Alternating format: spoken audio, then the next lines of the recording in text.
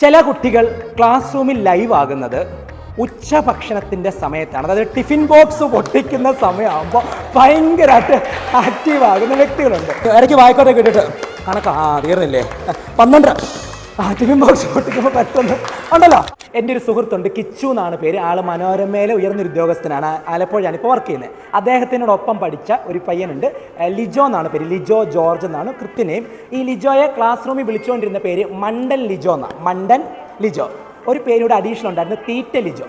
എന്തുകൊണ്ടാണ് തീറ്റ ലിജോ എന്ന് വിളിക്കാൻ കാര്യം എന്ന് വെച്ചാൽ ആൾക്കാർ ടിഫിൻ ബോക്സ് പൊട്ടിക്കുമ്പോൾ അവിടെ പൂഴ്ത്തി വെച്ചിരിക്കുന്ന മുട്ട, മീൻ ഇത്യാദി ആയവ താഴേന്ന് പോയിട്ട് മറ്റേ ബാഹുബലി പൊട്ടിക്കൊണ്ടിരുന്ന രുദ്രസാവിന് പൊക്കിയെടുത്ത് കഴിക്കുക എന്നുള്ളതായിരുന്നു പുള്ളിയുടെ രീതി. പുള്ളി ക്ലാസ് റൂമിൽ നന്നായിട്ട് പഠിക്കുന്നുണ്ട്. എല്ലാ വിഷയങ്ങളുടെയും മാർക്ക് എന്ന് പറയുന്നത് മൊബൈൽ ഫോണിൻ്റെ നമ്പർ പോലെയാണ്, 9873 എന്നൊക്കെ പറഞ്ഞ് അതേ മാർക്കുള്ളൂ. അങ്ങനെ ടീച്ചർമാരെല്ലാം കളിയാക്കി 98 ബാച്ചിൽ SLC ഒരുവിധം പുള്ളി പാസ്സായപ്പോഴേ ആ സർട്ടിഫിക്കറ്റ് കൊടുത്ത് ടീച്ചർ പറഞ്ഞു, ഇനി മോഹൻ പഠിക്കാനൊന്നും പോകണ്ട, വല്ല തിന്നാനായിട്ട് പൊക്കോളാൻ പറഞ്ഞു. കളിയാക്കി ഇറക്കിപ്പോയ ആ പയ്യൻ അറിയാവുന്ന യൂണിക്നെസ് എന്താ?